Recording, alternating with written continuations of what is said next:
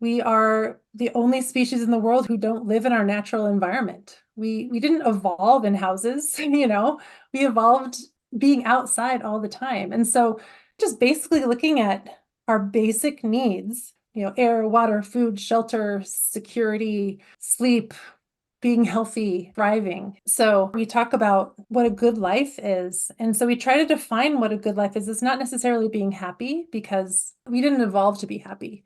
We evolved to thrive. We evolved to be in equilibrium and in sync with our environment. Are you ready to live a heart-led, balanced life grounded in spirit and nature's wisdom? To step into your full power and potential? If so, you've come to the right place. I'm Olivia Ashley, a mother, intuitive, and holistic wellness advocate. Live Wildly is a community of people uplifting each other and shining our hearts to the world. Join us to remove limiting beliefs, enhance your intuition, reclaim your sovereignty, and uncover what makes you thrive. Together, we dive deep into holistic, earth-based, and spiritual topics while also exploring a variety of subjects to inspire and inform. Subscribe now and be a part of our journey towards living our most authentic, full lives. Welcome. I am so happy you are here. Hello, loves. It's Olivia here. It's such a joy to be here with you, not only with this new episode, but with this incredibly insightful interview. These conversations really remind me why I'm here building this container and community with you brilliant, beautiful humans. Today we have on Dr. Jenny Powers, an athlete, scientist, wife, mom, and author. She studied engineering at CU and earned her PhD in immunology. She resides here in Colorado, and let me just tell you, Colorado is such a powerhouse of intelligent humans, and I feel so honored to continue to bring on many of you from this wonderful state. Jenny is here to speak about her and her co-author, Luke Comer's book, On the Origin of Being. While Luke couldn't join us for this conversation, I do want to share that he held the vision for On the Origin of Being and conceptualized this project. Luke himself is a powerhouse and is an independent producer, writer, and director who owns all of his own projects and works in many different mediums. Luke and Jenny worked together to bring this book to life, and it is the first of 3 that they will be writing together.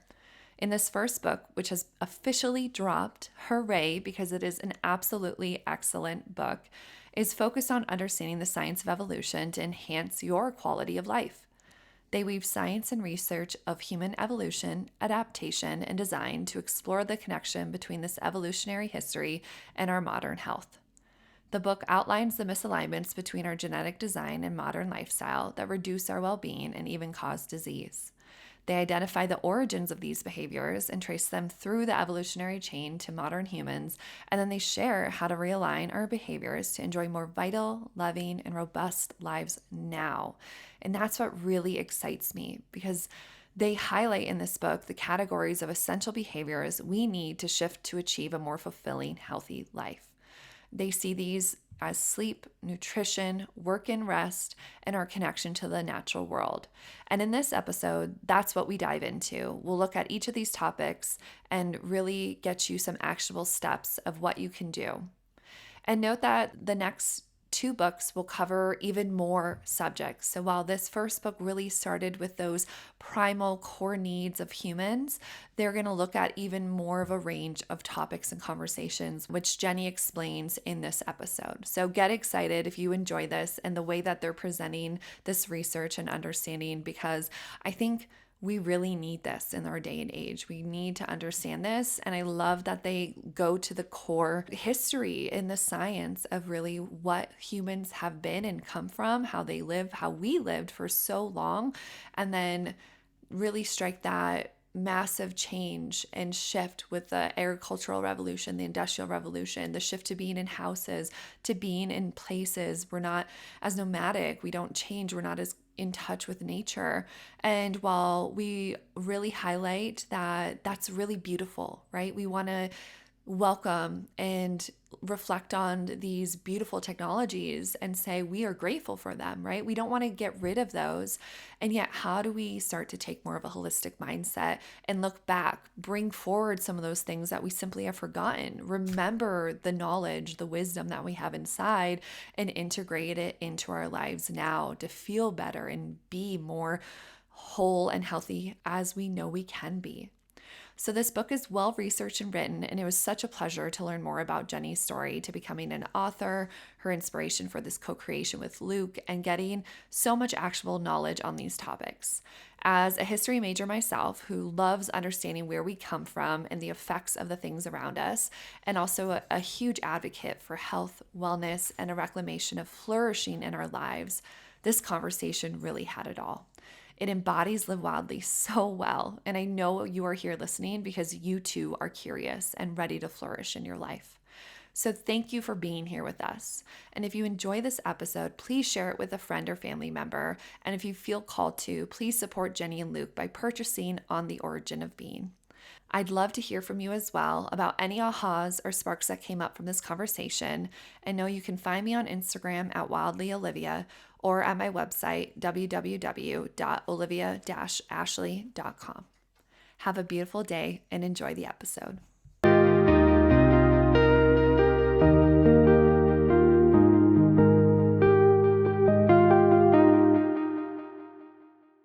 Welcome, Jenny, to Live Wildly. I'm so happy to have you here. So, we're here to have you speak about you and your co author, Luke Comer's book on the origin of being and the fascinating research and story you've told, in which you explore the connection between evolutionary history and modern health, which is just like, ooh, do we not need that book? I think we all need to understand this to feel more healthy and happy. So, to get us started, I would actually love to learn more about you and your story. So I get really jazzed by your bio, in which you share you've embodied many incarnations of your life. So, an athlete, a scientist, a wife, a mom, a writer. And I love how you say each one led you closer to discovering your genuine self. And I think that's really all we are all trying to find and have in Right? our life. So I'm hoping you can build on that and just share a bit more about your background, and then we'll get into what inspired you to write your book. Sure. Yeah. Thank you so much for having me. This is really exciting for me too. So, I guess a little bit about me. I grew up traveling all around the country as an Air Force brat. My dad was a fighter pilot, but the best place that I ever was stationed was in Alaska. It was during the formative years of my life. And we lived on a 2-acre lot. There were moose in our backyard. We were just outside all the time. And so I think that had a really huge impact on me as I grew up. But unfortunately, we had to move and we ended up moving to the DC area. And that's where I went to school, like high school and stuff. And so that was very suburban. But I loved it because it was multicultural and I had friends from all over the world. And so that was a really fun time too. But I also started during that time, I was a high achiever. I played basketball. I started integrating my self-worth with my achievements. And so I started having some depression and anxiety when I was in high school.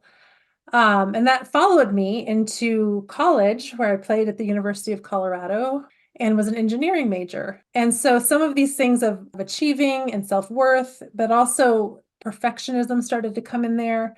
And I started to have more and more just depression and anxiety because I think I was listening to other people's voices and what they thought I should be doing rather than being able to listen to my own voice. And so that kind of continued through my early 20s. I didn't want to be an engineer, but it was a good basis to have. I decided to go get a PhD in immunology. And that was where I found I really was amazed by the human body. Like, it's amazing that we are having this conversation right now. You know what I mean? Like, we can think, we can talk, there's so many things that could go wrong that don't usually. So getting my PhD in immunology really opened my eyes to, for lack of a better word, like life is just a miracle, right? But also knowing like the science behind it just blew my mind. So but even though I was there and I enjoyed learning, it just didn't feel like I belonged there. I had imposter syndrome, but not because I didn't think I could do it, but because I didn't want to be there. I was an imposter. And of course the depression and anxiety and all of this stuff followed me. And and then at that time, climate change started to be becoming bigger and bigger news. And so I started having some ecological despair. And I heard this word, it's solastalgia, the emotional and existential distress caused by emotional change. And so I really feel like not working in accord with who I wanted to be, and then feeling this despair about the environment. These are my really two big pain points of kind of what led me into finding a different way.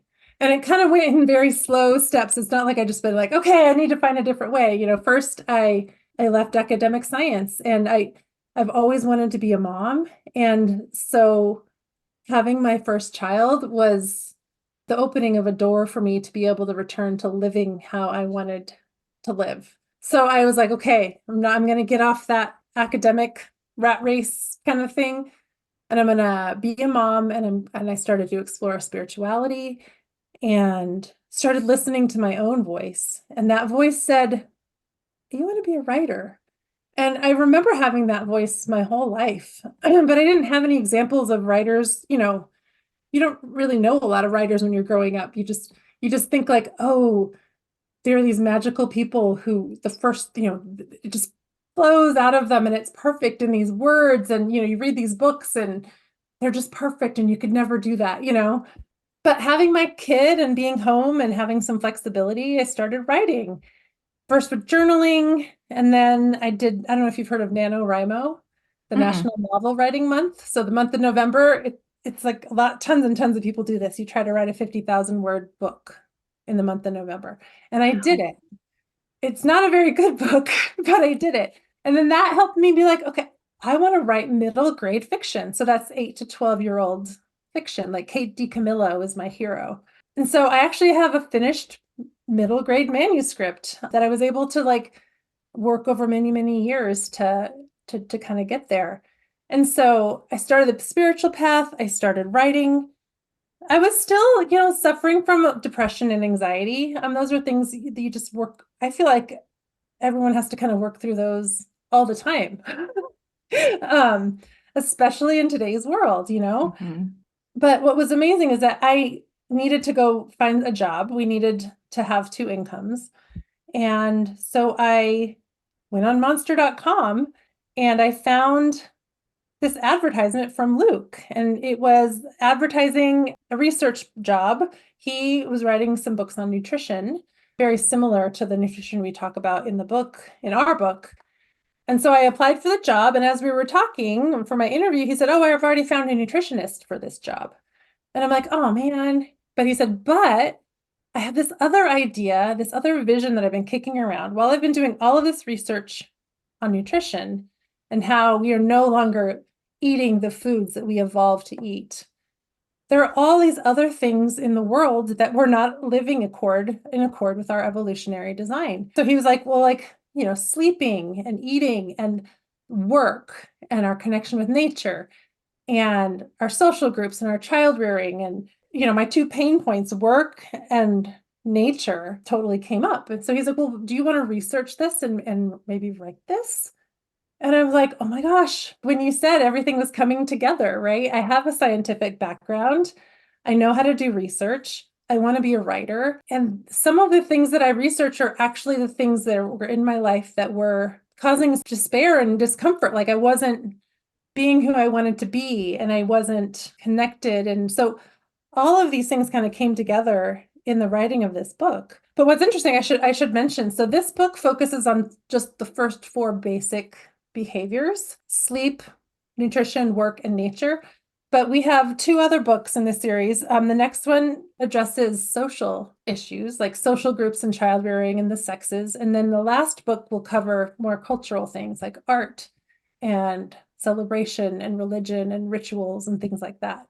So Luke had this vision of these 10 things that he wanted me to like take those things, start sometimes from the very like first cells of life and see how those traits evolved, over millions and millions of years. And we specifically focused a lot on apes and primates, but also our hunter-gatherer ancestors, because it's only been about 10, 12,000 years since we were hunter-gatherers. So that is kind of like, that's the basis of this book. If we take some of these things and look at them over time, and then we kind of like transition to the modern world, there's the agricultural revolution and then the industrial revolution. And you're like, whoa, we really don't live the same way.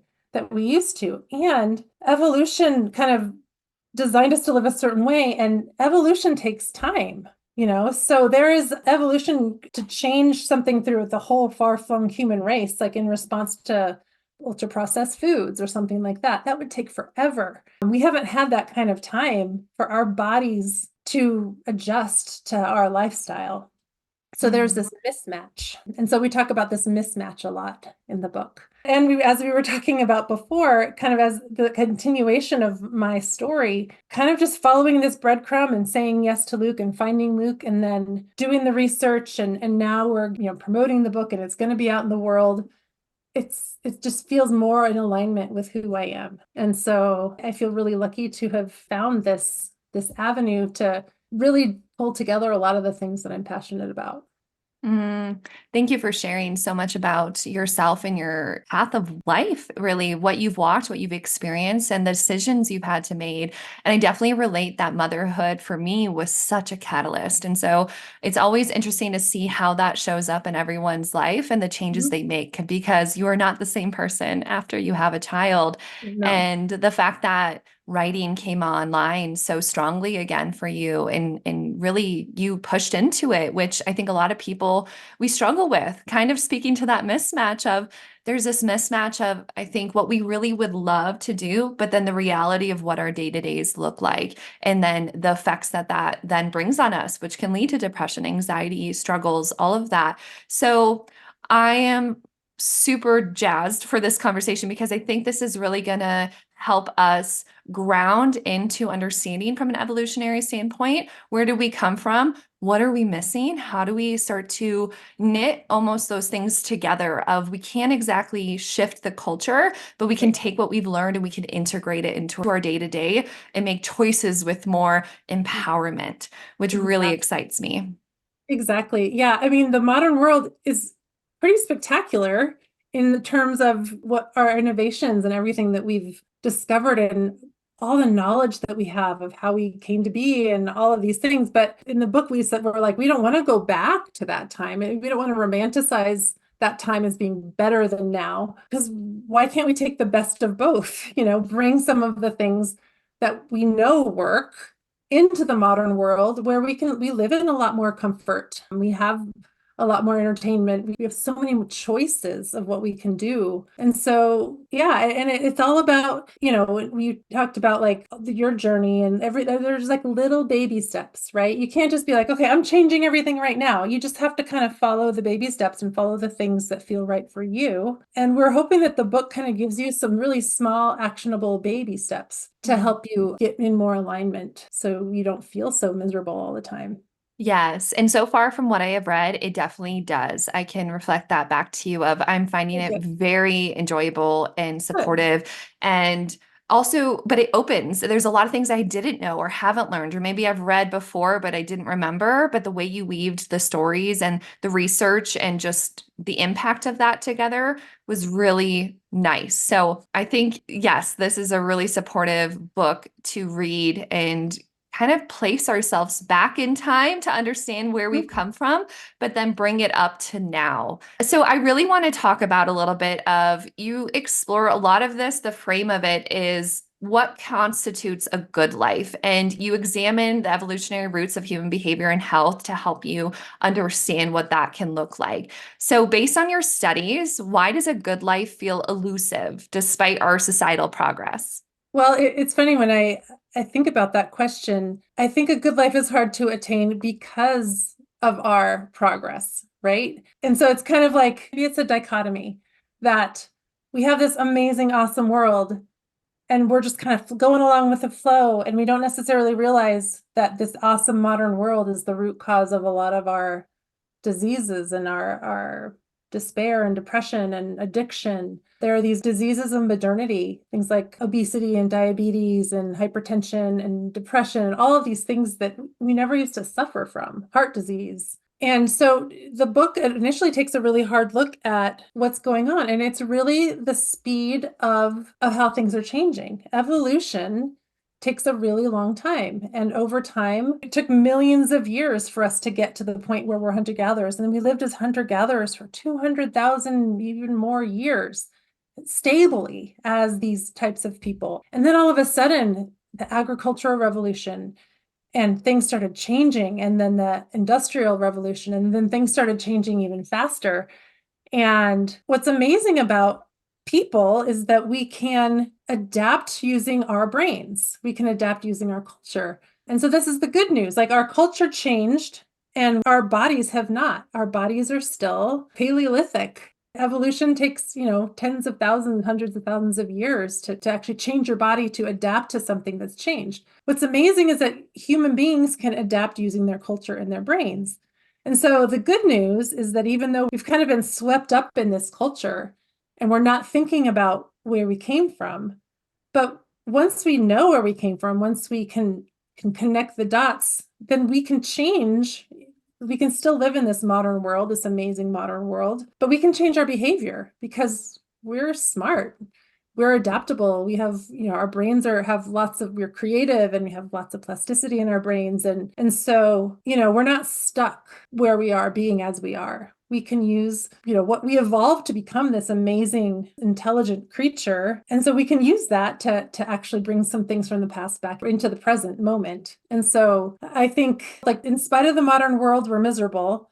Because of the modern world, we're miserable. But because we evolved to how we are, we can go back. We still have the genes of Paleolithic people if we can just uncover it and listen to it and find it again. And so hopefully this book will help you really listen to yourself and be in the present moment. And a lot of things in our culture just mask all the signals of the things that our bodies need.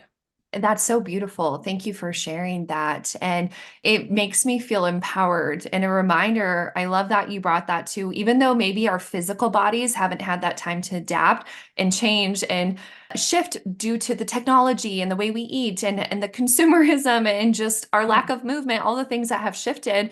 We can use our brain to remember and reconnect and choose differently and build things. I always think of this, I can't think of the term, but in environmentalism, there's something around the belief that we will kind of think our way out of it through technology, that we will Right. fix the environmental catastrophes through technology. And I don't think that is the end all be all, but I think it's a Right. really pointed statement that we are very smart and very capable, but we have to almost step back and stop in a way to look and go, hold on, what isn't working? What is working? How do we bring us back into balance? But if we don't do that, we are not going to find that. And I think that's what your book really is showing on an individual level. So you're really sharing, like you said, sleep, nutrition, work and rest, and then the connection to the natural world. And can you share how you identified those? I know you said you have two more books and you have many Mhm. more things to look at, but why did you start with these things? Yeah, well, I think it's because if you think about when you learn in school, what do humans need to survive? Right? We obviously need air, we need water, we need food, we need shelter, and we need to sleep. I mean, every organism sleeps. And so to find those things, to find food, to find water, we have to work, right? Even if work looks completely different now than it did. We used to work and get the food directly. Now we work for a paycheck so we can go to the grocery store, but we still have to work for the food. And then where does the air, where does the water, where does the food, where are the materials for our shelters? Where does all that come from? It comes from nature. And I think right now we're really disconnected from the fact that, yes, nature provides those things for us, but also we are nature. We are part of nature.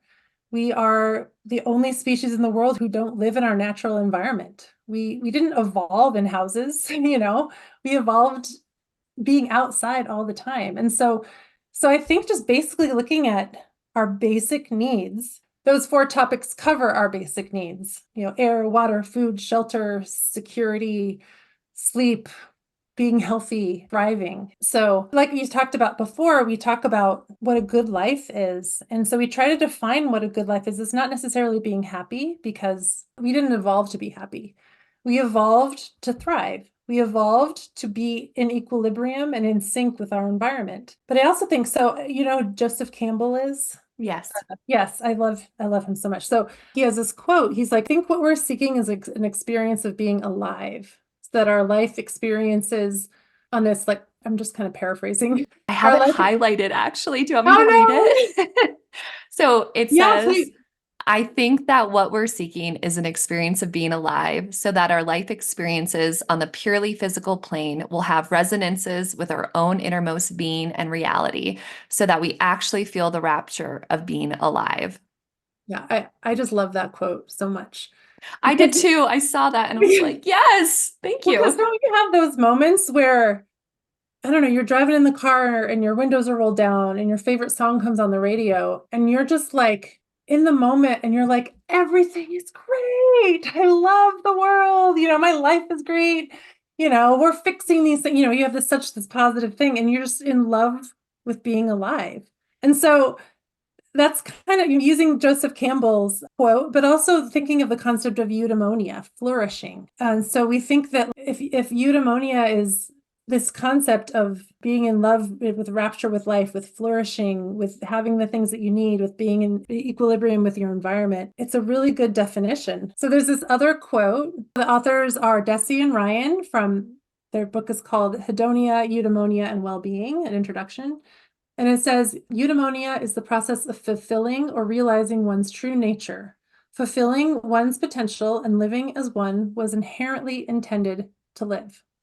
So we think that there's nothing more inherently intended than how the natural process of evolution shaped us to survive and reproduce. And so we're inherently intended to flourish and we're inherently intended to live the way that we evolved in order to flourish. So that's where I think the concept of eudaimonia and a good life comes in. Mm. Yes, that definitely makes sense and is a great way to kind of settle into your life when you say that and when you think about that of evolutionarily, we are here to flourish, to live in alignment with ourselves, with nature, with community, and what are those things that are not allowing us to? I think that's an easy way to just start to look at your life and go, what is keeping me from that? What are those things that might need to change? And I think it's just a really beautiful reminder of kind of the purpose of life. I think we always want to know, why are we here? Where are we going? What is the path? And I think a lot of it is to thrive here in this moment and take those steps as they come forward and they illuminate themselves to you. So I am excited by that. And I will use that word a million times. It just is a culmination of what I have strived for in my life. Live wildly, be Yeah. authentic, flourish, thrive. What are those things that you need to shift to get you there?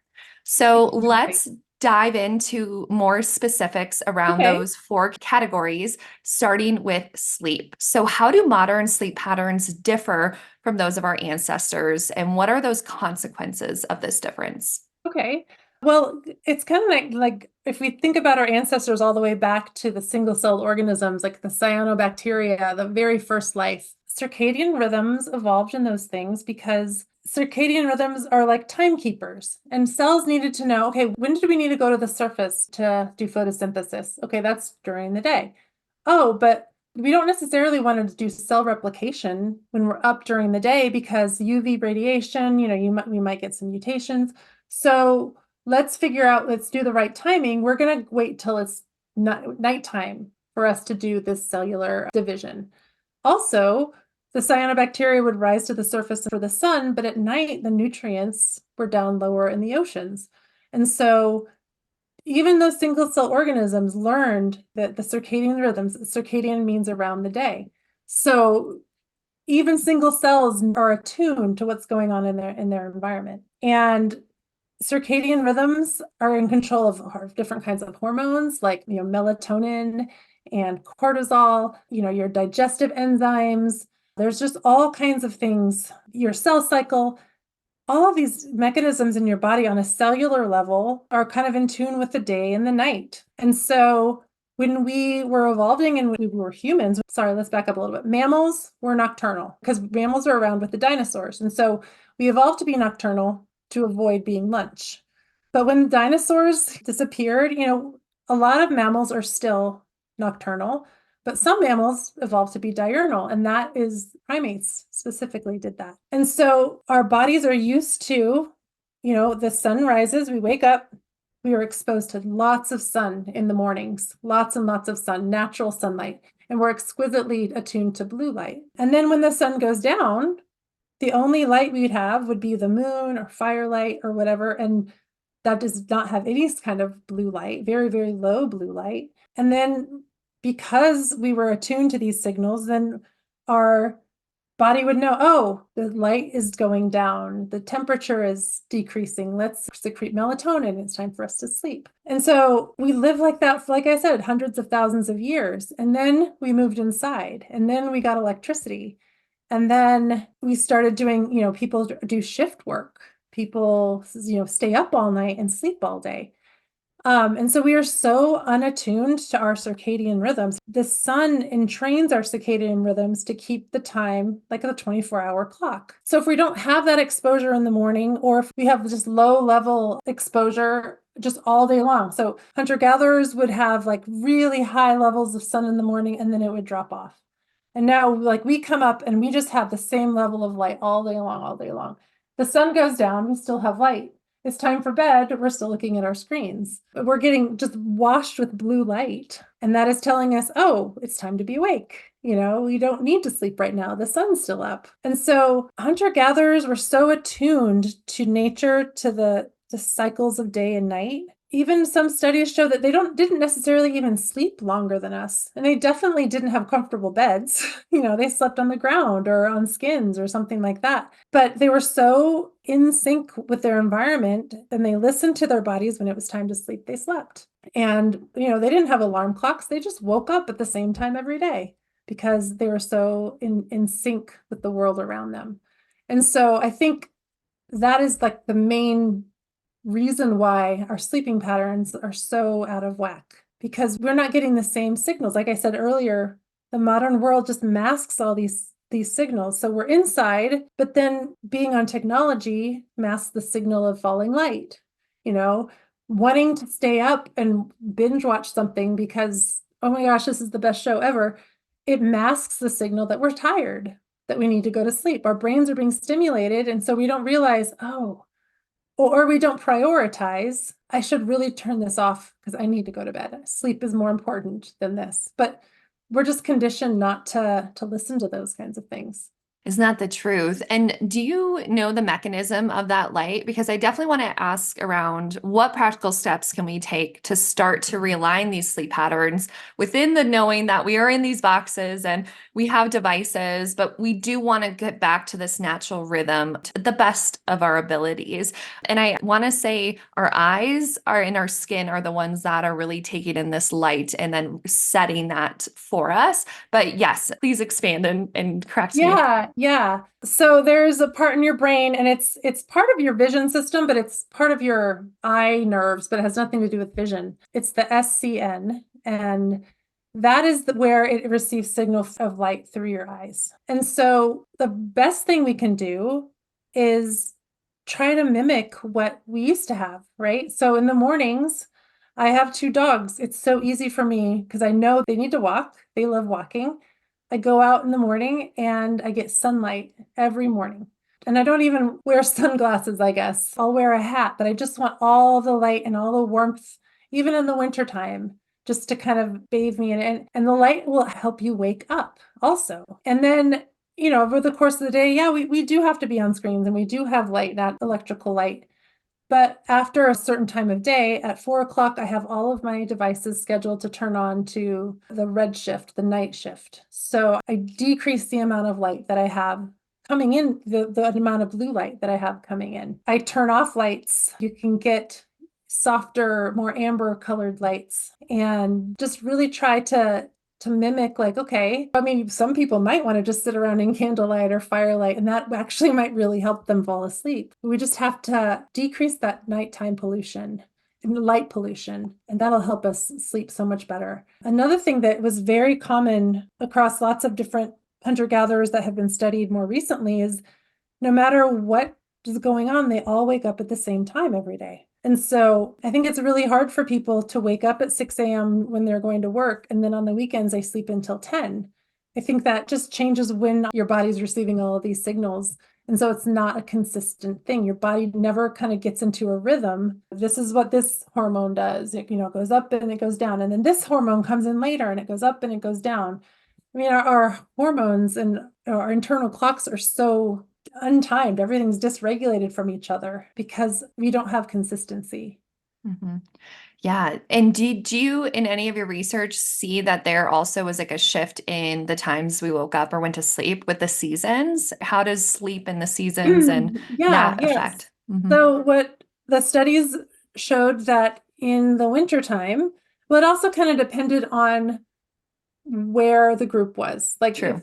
if it was closer to the equator, they didn't really experience seasons, so they were pretty much, the same all year round. But when there was a significant change in light and change in temperature, people in the winter time went to bed on average about an hour earlier, but they still woke up at the same time the next morning. Interesting. Um, and it's probably because of both falling temperature and falling light. The light fell sooner or earlier in the day, temperatures fall sooner. And so those are the signals to your body to start winding down and start thinking about sleep. And then when you're sleeping, the processes are the same, and maybe you go to bed a little bit earlier, but like you're done, by the time 7 o'clock rolls around, the sun comes up, you're ready. You're ready to go. Hmm. Okay, thank you for sharing that. And so, what I'm hearing is really be mindful of your blue light when you're having it, when to start to turn off, whether it's glasses or the night shift. I'm so grateful all of our technology has built Right? that in, or you can get Right. apps to add that in and go to sleep. Have a consistent sleep cycle, and if anything, probably get off tech a bit before you want to Exactly. sleep, right? Right. And something I integrated recently for Christmas was I got a really nice sleep mask and I've never Oh, yeah. slept so deep. And I think it's because Right. even with our blinds, we have a lot of light. Everyone has their lights on. There's so much light pollution all throughout the night. And just having that pure darkness, my body sinks to a level I've never experienced. And so I would recommend that too, just simply trying to help our bodies Mhm. in this technological age where we can't have the Right. lights go off all around us. And I really hope at some point we will learn to just everyone turn your lights off after this time, besides the main roads or things like that. Right. But all of that was really helpful. Is there anything else to add around sleep? Yeah, well, I interviewed a primatologist. His name was Dr. David Sampson. He's a primatologist at the University of Toronto. And I asked him that same question, like, well, if you could say one thing to modern humans about sleep, because he's studied sleep in primates and sleep in certain hunter-gatherer groups in Africa. And he said, I think what's crazy is that we problematize sleep. And it's because we're not paying attention to what we need, right? So we buy a better mattress, and we buy all these apps, and we buy these devices to like figure out how long we're sleeping and where we're interrupted. And he said when people were asked, when the Hadza people that he worked with, like, do you suffer from insomnia? They're like, well, what's insomnia? And so they didn't really even have a word for it. When they explained it to them, maybe 1 or 2% of people would be like, oh, I've had that sometimes, but it didn't get them to the point of where they're so worried they're not getting enough sleep. They're not getting enough sleep because they're entrained to their environment. And if they had a bad night, they would make it up. We have this homeostatic mechanism to make sure we get enough sleep. We just don't pay attention to it, right? There are these windows of sleepiness, like in the afternoon, where there's this natural window of sleepiness. So take a nap. If you had a bad night's sleep, take a nap. I mean, don't sleep for 4 hours because you'll have trouble waking up. But if one of our ancestors had a bad night, they might be like, "Sorry, guys, I'm not gonna go hunting today. I need to stay and take a nap." And they'll be like, "Okay, we'll see you tomorrow, or we'll see you when we get back." They took care of. They listened to their bodies and were able to just almost statically have an equilibrium with the sleep they needed and the sleep that they got. And so Dr. Sampson was like, I just think we're so worried about sleep all the time that it's hurting our sleep. We're so worried about, why can't I sleep? Why do I have trouble staying up late? Or why can't I go to bed till 1 in the morning? Well, there are evolutionary reasons for that. It's called the sentinel hypothesis. So imagine, you're in a group of 20 to 30 people, a small band hunter-gatherer group. We need to have security when we sleep. And so what he found was there was only like 17 or 18 minutes during this research time they had bit kind of things to track their sleep.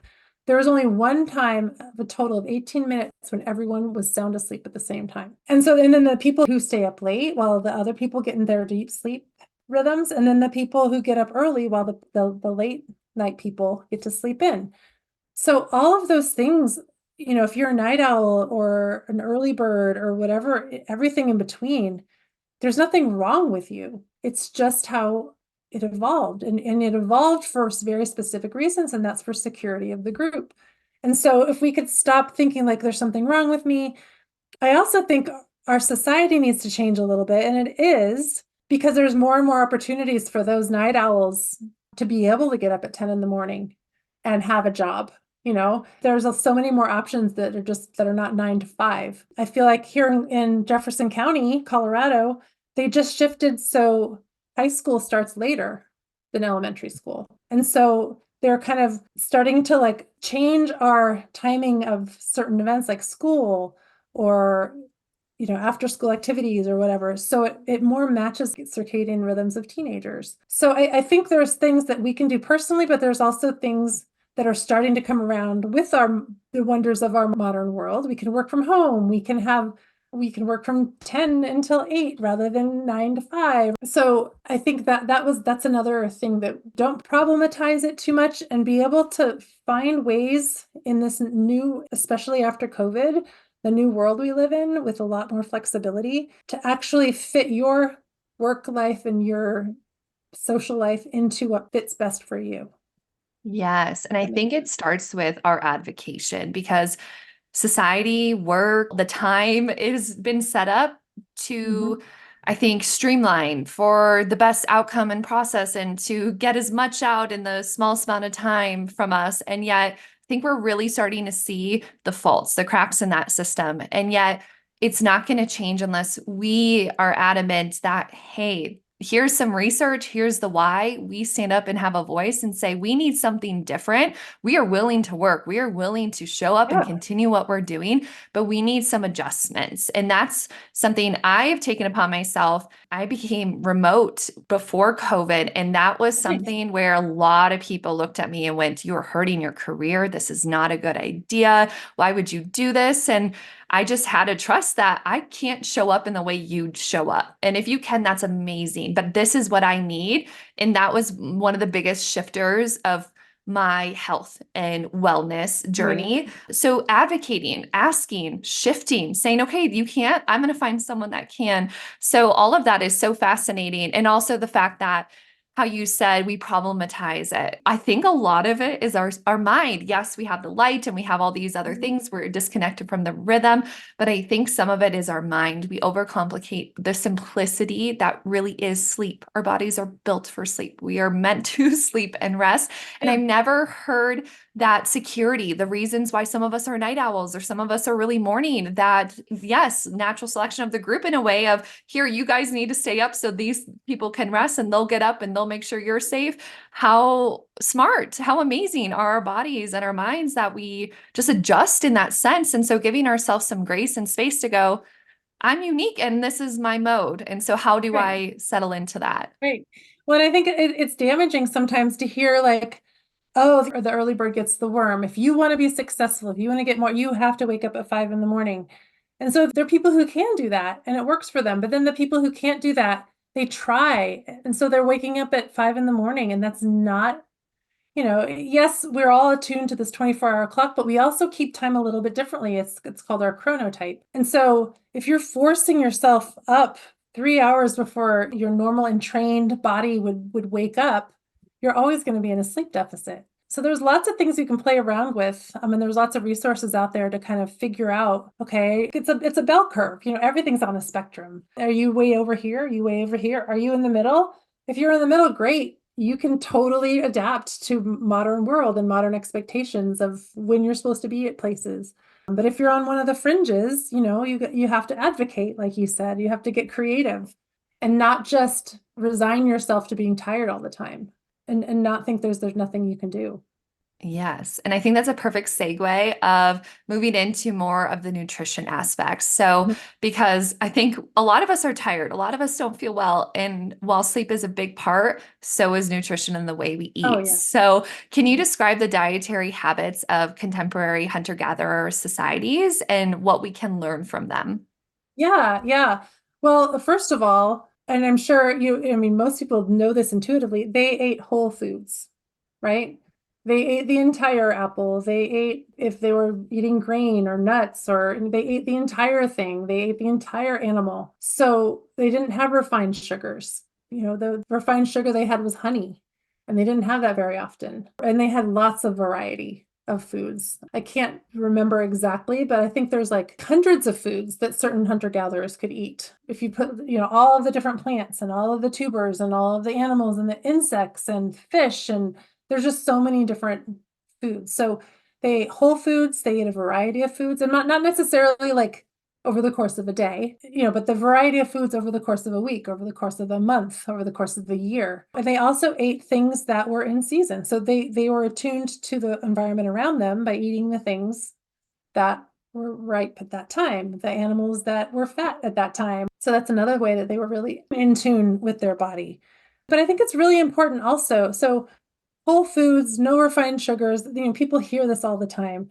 But I think what's important to know is the journey of human evolution is really a story of nutrition. Because every time that there was an evolution of something in our human anatomy, our bigger brains, our smaller guts, there was nutritional shift that happened that allowed that evolutionary change to be enabled. So as we went from, our common ancestors with other primates over the course of human evolution, our brains grew. And because our brains grew, our guts shrank because our guts and our jaw and all of this digestion takes a lot of energy. But our brains need more energy than any other tissue or organ around. So our brains were getting bigger, and so a lot of our other things in our bodies got smaller, like our guts. But because our guts were smaller, now we needed to find higher quality food, meaning higher quality, meaning more nutrient dense, easier to digest. So we could feed our brains. But then our brains got to the point where, oh, hey, I can cook food. I can process food. I can grind it. I can soak it. I can do all these other things. And so our bigger brains enabled us to use our intelligence to process the food so it becomes higher quality. So we can have fat in healthy proportions. And so we can have our whole grains and we digest everything very, very efficiently. So I think it's really important when you think about our nutrition to think about how our physiology evolved to deal with the nutrition. Something that we talk about in the book too is, and this is something that Luke kind of came up with when he was doing all of his nutrition research, is foodways. Right now we think about foodways as like, okay, the fork into our mouth. but hunter-gatherers, they had to sense the food. They had to hear it or smell it or see it. They had to move to it. So we evolved bipedalism because our food sources got farther apart. And then we started being able to run so we could actually track down animals. So moving, capturing, we used to only be able to kill things with our teeth, but then we're like, oh, let's have a spear. Let's have a grinding rock so we can process this food. So capturing, ingesting, and then all the things that change in our digestion and absorption, the enzymes that were increased in humans to be able to digest more complex carbohydrates. Primates, common ancestors ate a lot of fruit. We don't really eat a whole lot of fruit. We have a much more omnivorous diet. And so our foodways are constantly around that. And then once we've permanently captured our food and our animals, I mean, half of our foodways just went away. And I think nowadays we are so disconnected with how food is provided. A lot of people don't garden. People don't know what goes on, in the slaughterhouses and the farms and these massive pens where all these chickens live. People aren't in tune with any of that stuff. And so I think like the main difference is our hunter-gatherers knew exactly where the food was. They knew how to get it. They knew how to process it. They didn't necessarily know, okay, well, once it's here, then we have our metabolism and we have catabolism for energy and anabolism for building up stuff. But they knew all of these steps, and we just don't really have that anymore. No, we don't. And I want to follow up on that and talk a little bit more about modern day agriculture, because I think that was really when this in tuneness, this connection, this understanding, the movement, the nomadic way really stopped. And for one hand, in an amazing way, the convenience, the ability Mhm. to feed more people and provide more, but it definitely then shifted to grains and a heavy, heavy sight on processed grains. And so, how did this shift to modern day agriculture affect our ability to really retain and bring forward these hunter gatherer ways? And I mean, obviously, I think we can all know that it caused the lack of diversity in the whole food, the nutrition of our food. But I'd love for you to expand more on that. Yeah, well, so actually, the agricultural revolution actually decreased our life expectancy. It had all of these advantages because you could feed more people, but it narrowed diversity. If you have all of your quote unquote eggs in one basket, like this is your crop, you're going to eat this crop, and then the crops fail, you have famine. If you were a hunter-gatherer, if something didn't work, you just went and hunted something else or gathered something else. People being crammed together for the first time in these smaller spaces, there's disease. The communicable diseases wiped out so many of those early agriculturalists. And then warfare, the changing social systems of land ownership and you had to protect the land and you totally changed the way the economy worked. Like we went from an immediate return economy to like this delayed return economy. So you had to like protect this stuff and then you had to like put walls around it and then you had to have an army to protect it from people. So there's warfare that's being, I'm sure the warfare happened between hunter-gatherer groups, but it wasn't because there was a lack of food, or it wasn't necessarily over food or land because hunter-gatherers didn't necessarily have this idea of land ownership. So the agricultural revolution kind of started this vicious cycle where we couldn't turn back. And so I don't know if you've read this book by Noah Harari called Sapiens. No, I haven't. It's a really good book. He's a historian who talks about a lot of the things that we talk about in our book. I read his book and used it as a resource. But he said that the population growth burned humanity's boats because once we started having population growth, we had to keep doing these agricultural methods and we had needed more land and we needed more people to work the land. So let's have more babies. Oh, we can have babies a year apart instead of 5 years apart. So the birth rate increased. We still had lots of high infant mortality, but we had more people. And but we had more people. So now we need to clear more land and we need more people to do that. I mean, so this is this vicious cycle that he wrote that burned our boat. We couldn't go back. And as much as it sounds so, I don't know, ideal to be like, oh, just go back. We have too many people in the world to be able to go back. So now we have to be like, okay, well, we have agriculture. In the modern world, we are able to have more and more diverse agriculture. How can we take what we have and bring some of the stuff back from our history into the modern world? And so agriculture did change, but even until up until 200, 300 years ago, we still ate whole foods, right? We maybe processed our grains, but we ate the whole grain. We ate the husk. And the Industrial Revolution is the kind of the next step. So we kind of took a step back from our health and we took a big step away from how we used to live, but we still ate whole foods. Most people were still involved in the process of food getting. They understood, they grew things, they raised things. It was the Industrial Revolution that really took off, and we really started eating things that we never had eaten before in ways that we had never eaten them before. So we ate processed sugar. So like 300 years ago, we used to eat 4 pounds of sugar a year. Now Americans eat 200 pounds of sugar a year. That's just unprecedented in any evolutionary journey. Not to mention, like if this change from 4 pounds to 200 pounds of sugar happened over 100,000 years, we would be able to cope with it. Our bodies would have been able to cope with it, but our bodies don't know what to do with all that refined sugar. And then the Industrial Revolution also took over the production of food, the harvesting of food, the manufacturing of food. And so in a lot of ways, it allowed people to move into the cities and do different kinds of jobs. But when we moved into the cities, we moved indoors, which had all these other effects. And so I think the agricultural revolution and then the industrial revolution we kind of took a detour and then we swerved way off course with the Industrial Revolution. And Anne Wigmore, I think she's this wellness, nutritious living advocate. I don't know if she's still alive, but this was back like in the 50s and 60s. And she said that food can either be the safest and most powerful form of medicine, or it could be the slowest form of poison. Oh, that's And so powerful. that really Wow. resonated with me because when you say we are what we eat, we really are. I think people are so disconnected from our foodways that we don't necessarily think of food as the reason why we're alive, the reason why we can move, the reason why we have energy, the reason why we can think, the reason why we grow, the reason why we heal. All of these reasons are because we take in the food that is the building block of all of those things. So really being connected to, and I see more and more of it. People are starting to garden, people are going to farmers markets, they're eating less meat so they can not have as much deforestation. The consciousness of people in terms of their food choices is starting to change. So Mm. I mean, I remember, when my mom was growing up, white bread, Wonder Bread, it was like touted, it was advertised as the most healthy thing you could possibly eat for yourself. And on one hand, evolutionarily, that is the highest quality in terms of ease of digestion, density of nutrients. It's almost like we went too far the other direction because we need dense nutrients and we need it to be easily digestible.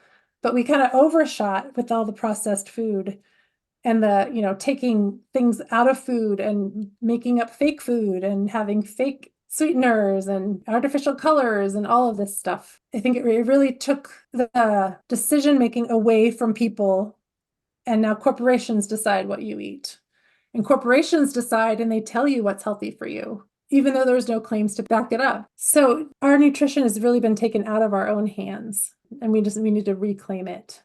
Yes. Thank you for giving us that history and just those impacts and those markers in our history that said this is where it really shifted and why. So, how do we reclaim that nutritional aspects and the connection and remember that we should be involved to some degree and what Mhm. is true health and what feels good in our bodies? Where do we start? Well, I mean, we can start as individuals and make different choices. And part of it is if we slow down and start living more in accord with our biology, we won't need the convenience of this fast food, the convenience of packaged food. Yes, it's nice to have. And as a mom, I know we eat more of that fast stuff than I'd like to, because like we've talked about before, there's so many challenges in our life and so much is expected of us. But if we could learn to slow down and be like, okay, I'm not going to get fast food. I'm going to make dinner, or I'm going to research and go buy dinner from somewhere where they have whole foods, where the list of ingredients is all natural. So we can make a lot of choices as individuals.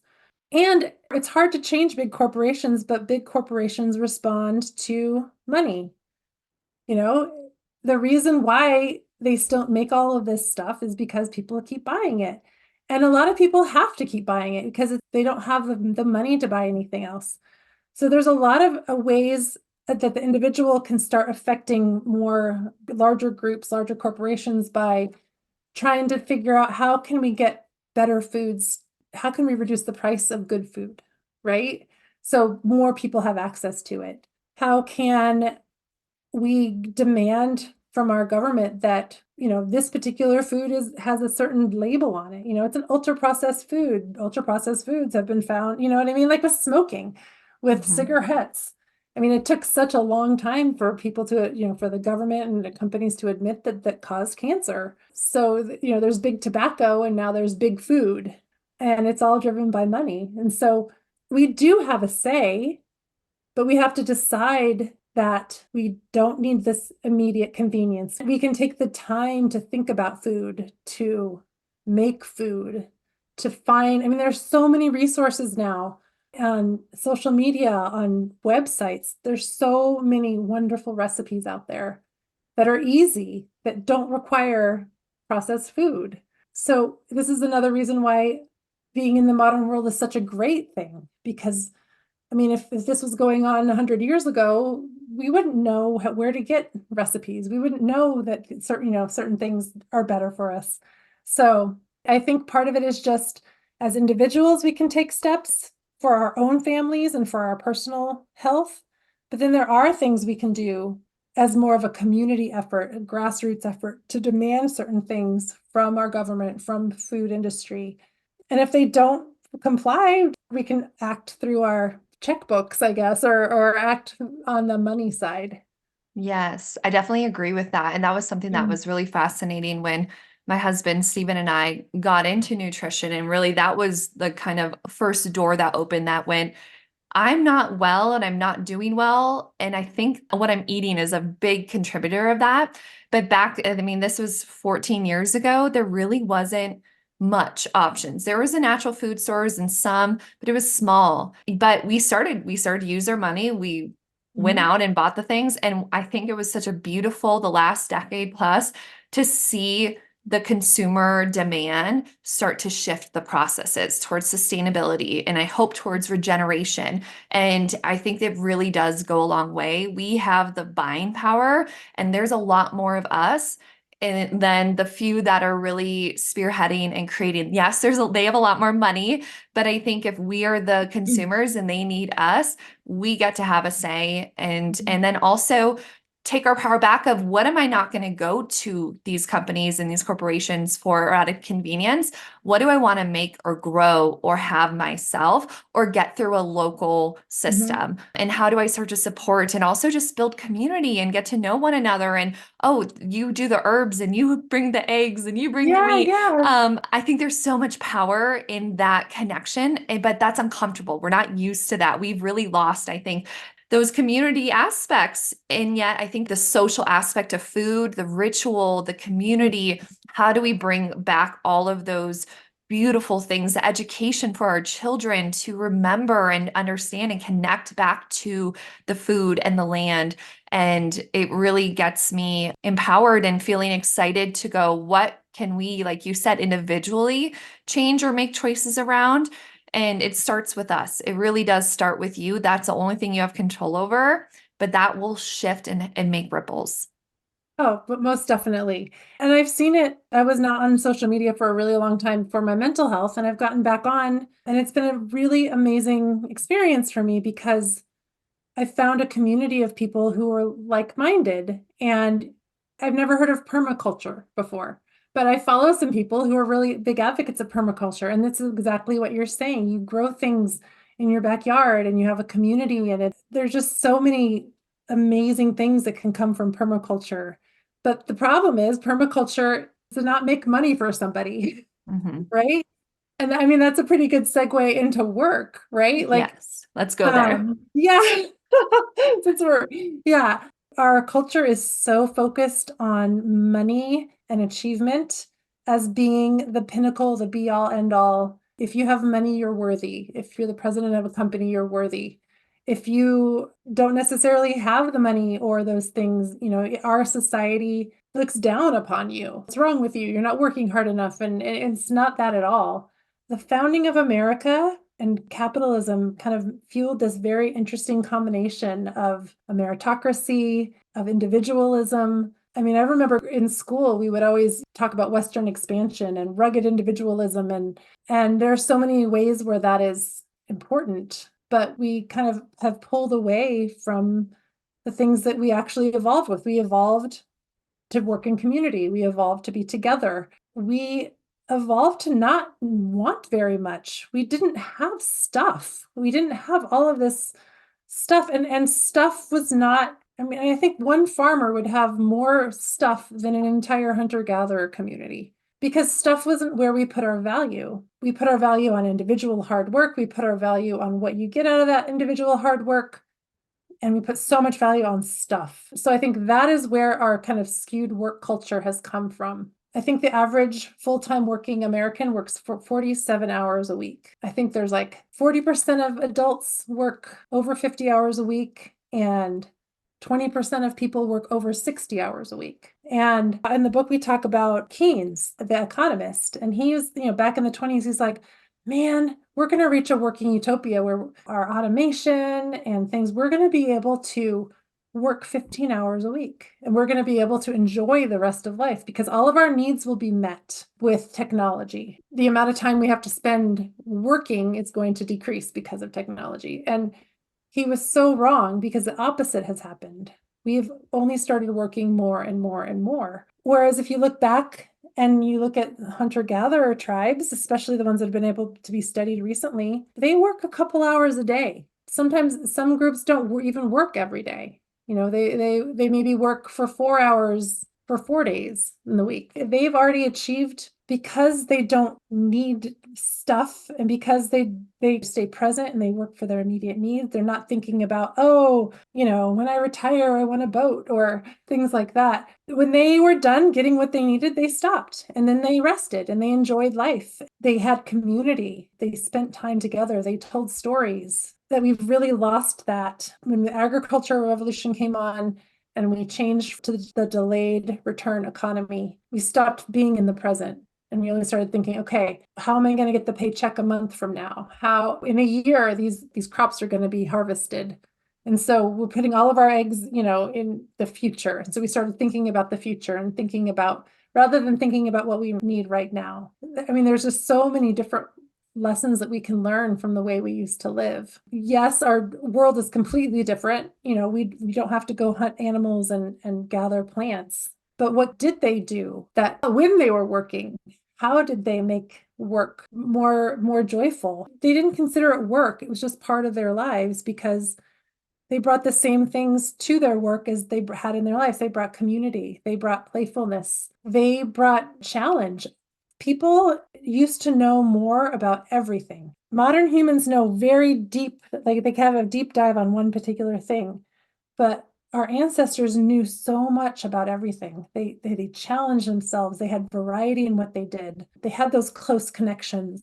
They got to choose. I mean, if you were sick or if you needed a day off, you just took a day off. But people also didn't shirk their duties because it was more fun to be with people. It was more fun to participate. And so these are all things that I think we can try to bring into our modern world. Of course, the whole thing about rest and taking breaks. There are so many people in this country who don't even take the breaks that they're given. I think the United States is one of the only countries that doesn't have mandated paid leave for of all developed countries. But the companies that actually provide that leave for people don't take it because they're afraid of seeming lazy or their work has become more important than their health. So yeah, that's a lot about work that I just kind of rambled on about. No, that was so helpful. And it had me thinking in so many ways, especially I think what I really grasp too is we become a society of commoditization and we strive for that. What's going to make money? Who can be an expert on that service, like you said, and then bill for it. And that's what they're going to show up. And we are so busy in our day-to-days working, our heads are down, we got to pay our bills. So we have to outsource for all of these things that we used to just have naturally. We had movement built into our day to day. We had community, we had playfulness, we had storytelling, we had rest, like you said, and it wasn't work. It was, this is the journey of life and well-being. And so we could challenge, we could be a part of the cycles of nature and of our life. And there was a lot more, yes, hard, and it was a struggle and things were definitely different. And yet I think there's so much we can glean and look back, and the treadmill that we are running on is just, it's not sustainable. So I think you gave a lot of really helpful depictions of where we came from and just connecting that difference. This, like, I see a Venn diagram of, whoa, this was really different. But what are those pieces we can find in the middle that we can pull and say, but here's the core of how, as a human, we thrive, and this is the lane we want to find. So how do we grab from there, and how do we grab from here and really build a sustainable workplace? But it starts with, I think, philosophical thinking. It starts with this realization of, I'm not well, I don't feel good, these things are missing. So I love your book. I think gives us the keys to say, here are those missing things that got left behind. Here's how to bring them forward and integrate. And so I think maybe to close around the idea of work and rest is just, how else can we incorporate seeing that our day to day for most people, like you said, 40 plus hours a week of work, we're running kids to school, we're grabbing food on our way home, we're not taking the rest. How do we start to integrate and really advocate? Because I think the word advocate keeps coming because in my experience, I had to get uncomfortable and go, I need a mental health day.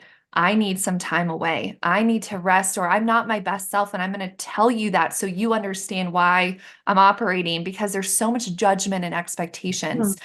So, yes, just where do we begin from there? It's such a big question. I think obviously it Yeah. looks different from every individual, but I think there's so much of that ancestral way of being that we need to reclaim. I think it starts with changing the perception that the harder you work, the more productive you're going to be. It's kind of counterintuitive because there's been a lot of studies where when people get more frequent breaks, people are more productive when they have more breaks. I mean, you kind of think, I have to work 70 hours this week because this has to get done. Well, if you took breaks, you might only have to work 50 hours to get it done. If you're refreshed and if you give your body and your mind time away from the task, when you come back to it, things will be easier. But there are companies that are trying the 4-day work week, and then not only are they more efficient, but their employees are happy. They don't have turnover. There's more life work balance. So it all kind of starts with our mindset about what makes us worthy, right? How hard we work, is that what makes us worthy? How little sleep we get, is that like a badge of honor? Or should we start celebrating people who got everything they needed to get done and then found joy in doing something else, spent time with family, traveled the world? Is it the stuff like, oh, we have this huge house and now we have to fill it with stuff? Right now we're like, that's the pinnacle. Everyone wants this huge house that it's too big for them to clean themselves. And there's all this stuff. But what if we changed our priorities, or like going back to just living a simple life, being minimalistic about what we need to buy? If we don't have so much stuff, we don't have to work so hard to pay for it. So many people have so much stuff that they actually can't even store it in their house. They have to pay to store it elsewhere. And what's crazy is that our houses have gotten bigger and fewer people live in these houses. And so there's a relationship with work and worth, and there's a relationship with stuff that I think we can really need as a society need to shift how we view those things.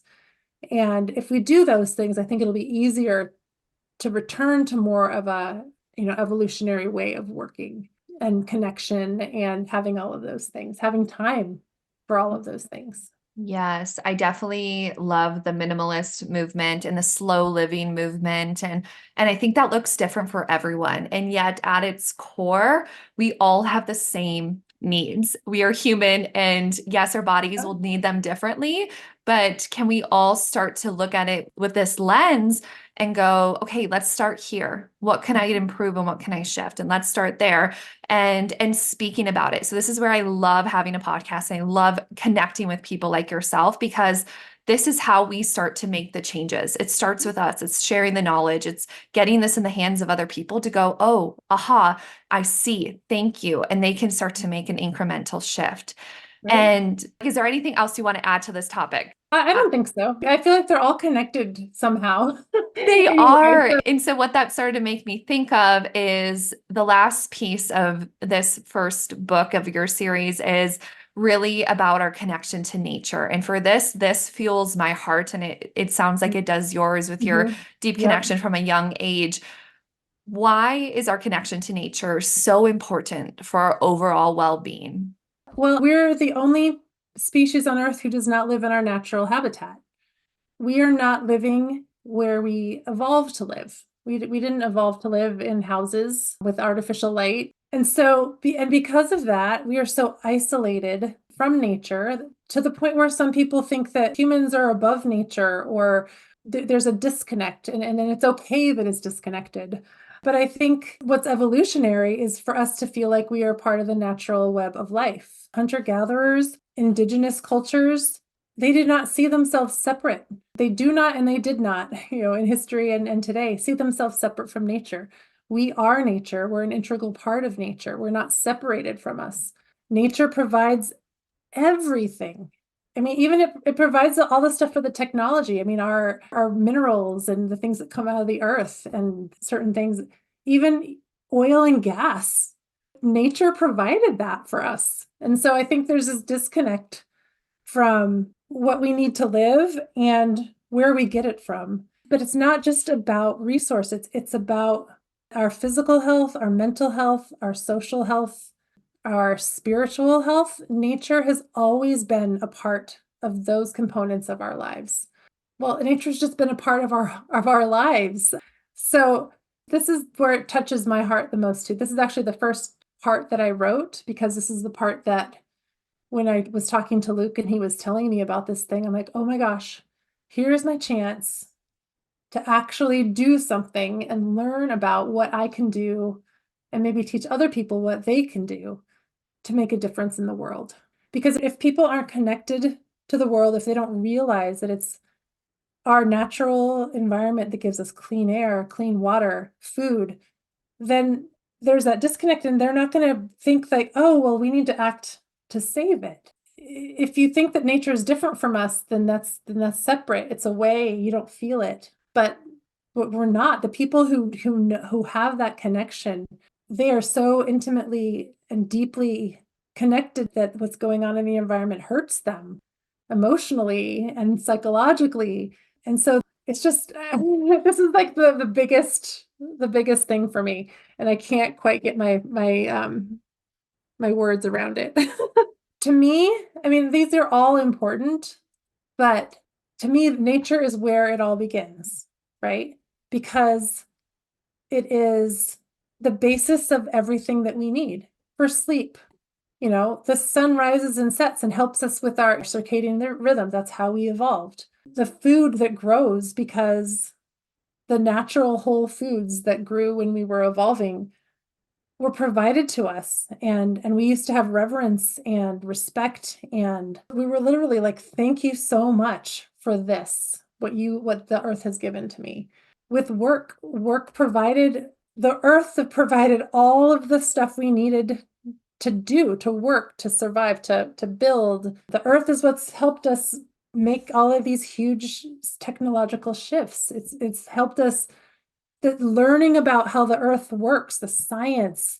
We've learned so much about everything, the universe, that I really feel like it all comes down to nature. And I think when we were kicking around this idea of splitting up the book into different parts, the nature chapter, people thought that was a chapter that it didn't go with the other ones. And I'm like, no, no, no, no, no. First of all, this is the part that I love the most. And I deeply feel like it is connected to all of those other things. And it's because people don't realize it. Their own connection with nature has been severed or they don't recognize it. And that's why they thought that this nature section didn't fit. So that was kind of like a symptom of what's actually going on.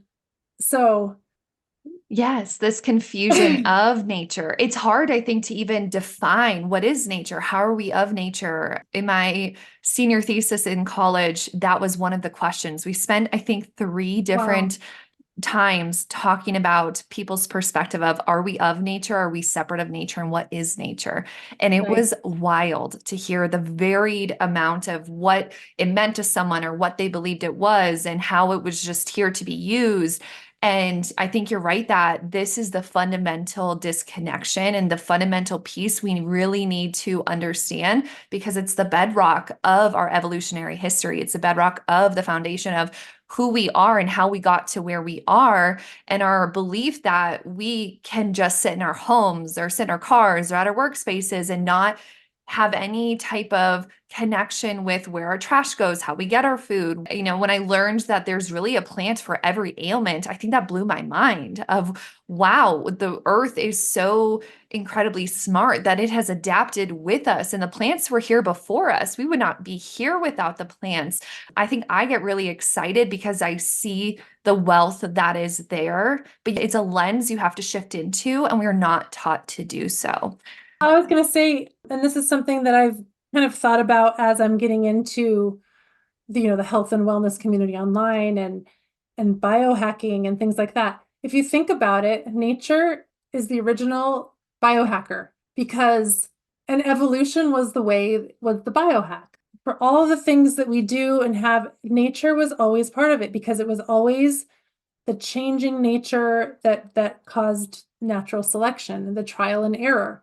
And it had millions of years to get it right as things changed and we moved into different places and the climate changed. So I feel like you said, we are who we are because of the world around us. We evolved and adapted to thrive in nature, in the world. And so if people could just realize that there's this like deep tie, like we are all just grounded into our existence, is grounded into the earth, and just seeing how it shaped us, how it shaped our bodies, how it shaped our brains, how it enabled us to have intelligence, like because of what the earth provided and how we had to adapt, we became the smartest species on the planet. That is what's so great about us, is because we might have been making cultural choices unconsciously and using our brains to make processed food and to make entertainment and to build houses and be indoors and be isolated. All of this stuff wasn't evolved. We didn't evolve to have this. We did it with our intelligence. But the great thing is that we have this same intelligence to explore and learn and bring some things back into our lives that we know are evolved. It's part of our primal nature. Everything that we need is inside ourselves. Like our genes are the same. We just have to learn to listen to it. We need to learn to listen to our bodies. We need to learn to slow down and cut out the noise. The modern world is just bells and whistles, and it's flashy and it catches your attention, and we just need to be like, okay, we have what we need. Let's figure out what it is. Let's learn, because once we learn the reason behind something, it's easier for us to do it. We're not just blindly following somebody who says, oh, you take this drug or eat this food. If you knew why you needed to eat that food, it would be like, oh, I can totally do that. And it's something I can sustain. So I think that connection to nature connects us back to who we actually are. That's, Yes. I might be biased, but the nature section, I think, brings it all home for me. Yes. So, how do we take where we know we've come from, how we use nature, we're a part of nature, seeing how we are in our modern day life? How do we start to have some practical ways where we can reconnect? What does that maybe look like? What are Yeah. some different ways we can go about Well, doing that? I think some people think like, oh, I have to go and be on a mountaintop and listen to the babbling brook to connect with nature. I have to go to the national park. People think that this connection with nature has to be a planned thing that's separate from their lives, right? When you have to connect, you have to have a sense of place and identity where you are. You have to find where you can connect to nature, where you are, whether it's in your backyard, whether it's in the park down the street, whether it's just looking at the clouds every day and just being like, oh my God, these are the most amazing clouds I've ever seen. And then the next day, they're even more amazing. Like there are ways we can connect to nature in our everyday lives. I mean, how many people just like walk outside, get in their cars, drive to work, walk inside, and don't bother to look around them? I think that's the easiest thing to do. Sometimes I sit on my patio with my morning cup of coffee and I just listen to the birds. And then I listen to like the wind in the trees, and then there's a bunny hopping by, and this is all just in my front yard. I go and I walk barefoot around the grass. And sometimes I even just like get really close and like kind of dig in the grass. And I'm like, there's like 100 million bugs in here, right? And I'm walking on them, and I'm sure I mean, I'm not, hopefully not killing them all, but all of this life happens just right under my feet in my grass. That is just like literally 2 steps outside my door. Looking at how the trees change in the fall, how the seasons change. Like when I go for walks, like feeling the wind on your skin or feeling the sun, warm your body. That's nature. That's connecting.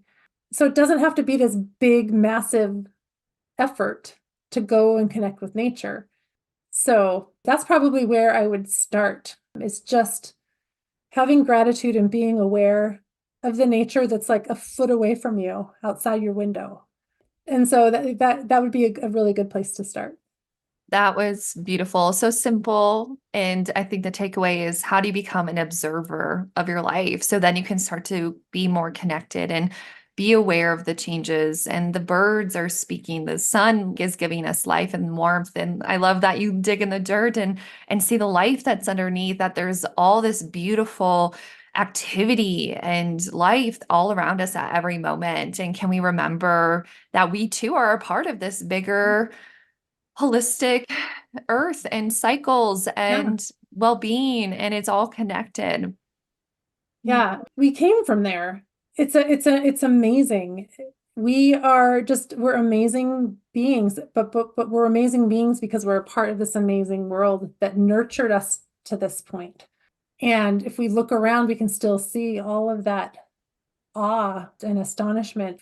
I mean, being in nature lowers your blood pressure, it helps your immune system. I mean, there's all of these things that we didn't even get into yet that show how important it is for us to be in nature. It lowers our stress. I mean, every time someone goes to nature, they come back feeling different. You can't even really describe it, but that feeling is because we're going home. Like we're going back to where we used to be. And so our bodies are like, "Oh, finally, you know, and they can relax and you feel this weight lifting off of you. So if more and more people can just realize that, not only does nature like provide all of our resources and we need to protect our clean air and our water and our climate and things like that, but also knowing what nature can do for you personally. And I think a lot of people don't understand that part of it. And once you figure out that personal connection, then you can start to see like, oh, I am just a part of this bigger thing around me. Yes. And I want to add on because you stated some of the things that nature does for our bodies. Can you share maybe as kind of a wrap up to this section of what is that really affecting when we're in nature and we take time to be out in it and be a part of it? What does that change within our bodies? Yeah, well, part of it is it's a slowing down. So when we are walking down a city street, our senses are just completely overwhelmed. There's this going on here, and there's traffic, and there's a light, and there's music, and there's someone yelling over there. And, there's no green, there's no water, there's no vista. And when you're in nature, it enables you to relax and to not have to be so constantly vigilant. We evolved to like notice the things around us in terms of there's a broken branch right there. I think maybe some prey came through here. Or I hear a predator. I need to go do something. So when we're in nature, our senses are attuned to those little things, right? That are survival mechanisms. But when we're in a city street, we're so overwhelmed by all this input that when we are in nature, we can just relax our senses, and that lowers our stress so much. Our cortisol levels when we're in nature, there have been a lot of studies where people go for a jog in nature versus people go for a jog in the city, and their cortisol goes down. Their endorphins go up, their feel good hormones go up if you're in the nature group.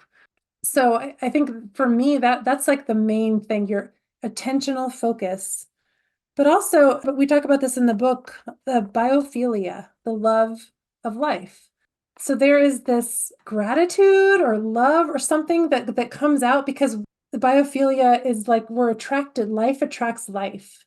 And so that's why when we see an animal, we're like, oh my God, it's so cool. You don't say that, like when you pass a mailbox, because we just have this innate connection with nature. And so when you're surrounded by it, that biophilia just kind of takes over, and you feel this love and gratitude that you can't explain, you don't know where it comes from, but all of that stuff just helps you psychologically, it helps you spiritually.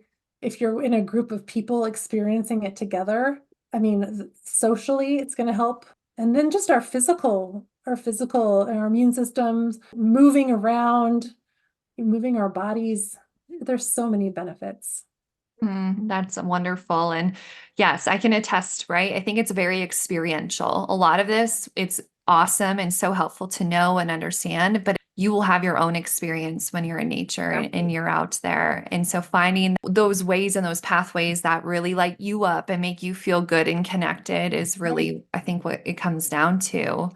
And I think this is my last big question for you, which is what is something you learned in your research that surprised you or left you with an understanding that changed the way you look at life? Hmm. I think so. The main thing is, and we talk about this in the book, when people think back to our hunter-gatherer days, they think back to scarcity and turmoil and lack. And, you think, oh my God, they had such a hard life. Modernity saved us, right? But really, when you look back, well, first of all, when you're studying hunter-gatherers, the ones that were still left were forced to the fringes, the absolutely worst environments on the planet, the deserts, the Arctic. You know what I mean? Modernity had taken all of the fertile land from the indigenous hunter-gatherers as we evolved. And so I think realizing that hunter-gatherers, James Sussman calls them the original affluent society because they didn't want really for anything. They had their resources, they had their community, they lived in accord with their nature. They didn't kill themselves working. They were connected with the environment. They were connected with each other. They didn't need stuff. They were affluent and they had nothing. And so I think that was the shift, like, when modern people would go and see these indigenous people who were still living as the hunter-gatherers, they'd be like, oh my gosh, these poor people have nothing. We have to save them. And it totally shifted, like, no, they need to save us. They knew how to do it. And we were being swept away from our roots and our origins, and so that was like the kind of the biggest shift. Like intuitively, I knew like, oh yeah, we need to live in accord with our nature. The biggest surprise was how much our modern view of that way of living is so skewed towards lack and bad. And I mean, yes, there was, high infant mortality and accidents, a splinter could kill you, but then those things were terrible. And that's why the modern world is so great. But they had like a meaning that undergirded everything. And it just really changed my perspective. And I have so much more respect for our ancestors, respect for indigenous people, because they know they got it figured out.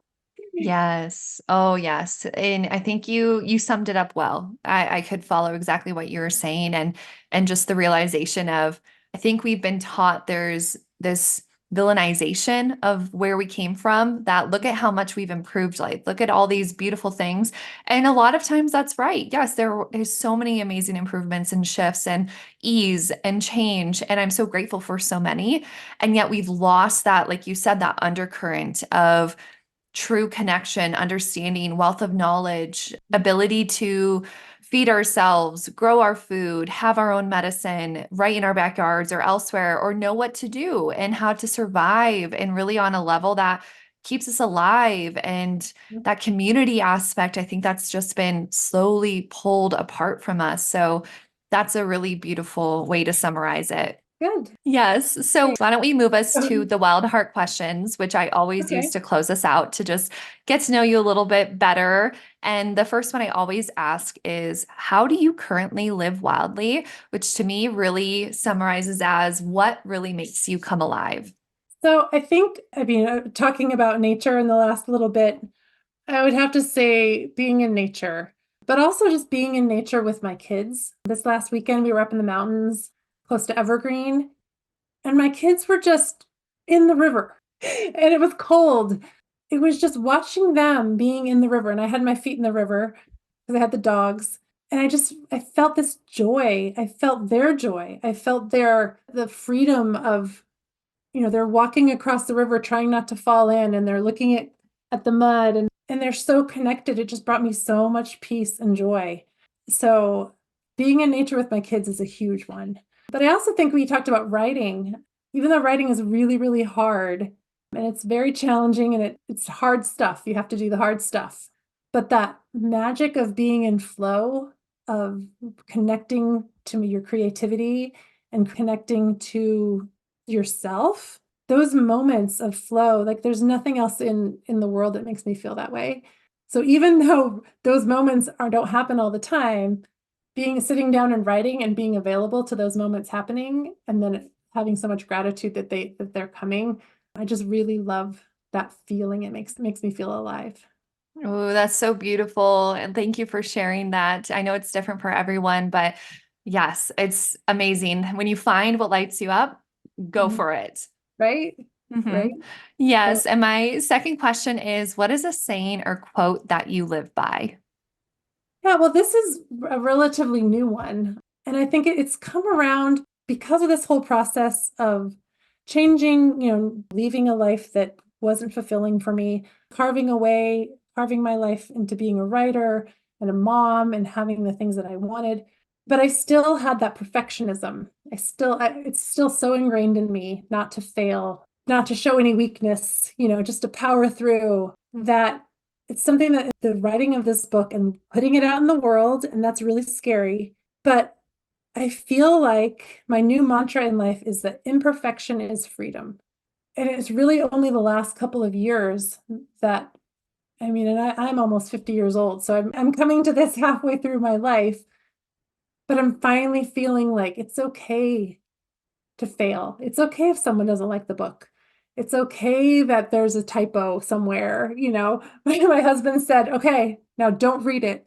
Now that it's published, now that it's in a book, don't read it because the first thing you're going to do is find a typo. Hmm. But being able to say that's okay and let that go. Human beings are imperfect. And to pretend that we're perfect is really being horrible to ourselves because I mean, living life is so complicated and imperfect, and not letting that flow naturally was really affecting my mental health. So, imperfection is freedom is my mantra. Thank you for sharing that. I think we all need that reminder. So, oh, I think that's a great way to end. So it's been such a pleasure, Jenny, to have you here to speak about your book. And while I will have all your information linked in the show notes, Okay. can you tell our listeners more about where people can find you and how they can get your book? Yeah, yeah. Well, I think by the time this comes out, the book actually releases on June 24th, and it'll be anywhere you can, like Amazon or online retailers. You can find it anywhere. So search for the book. We have a website. It's on theoriginofbeing.com. And so you can find out some more information there. Also, we're on Instagram and Facebook at On the Origin of Being. And so I'm just starting to really get into that whole social media thing. But I wanted to thank you so much. It's been such a pleasure to be on with you and to feel this kindred spirit with you. And you made it very comfortable for me. And I just appreciate you so much. You're so welcome. I'm really excited for this to hit the shelves digitally and in person. So, everyone, go check her and Luke out and learn more about this book that I think is really going to be a transformational book to have and to refer back to time and time again. So, thank you for your time. Thank you so much. Thank you for joining me on Live Wildly. If you enjoyed this episode, make sure to subscribe to the podcast so you never miss an empowering story, insightful lesson, or transformative tip. Together, we can continue to challenge the status quo, enhance our intuition, and uncover what makes us come alive. To dive deeper into our community of changemakers and access exclusive content, head over to my Substack, Trust and Pixie Dust, and subscribe. You can also follow us on Instagram at Wildly Olivia for inspiration and updates. Remember, we are the changemakers in this world. Keep shining your light and living wildly. Until next time, I'm Olivia Ashley, and I can't wait to connect with you again.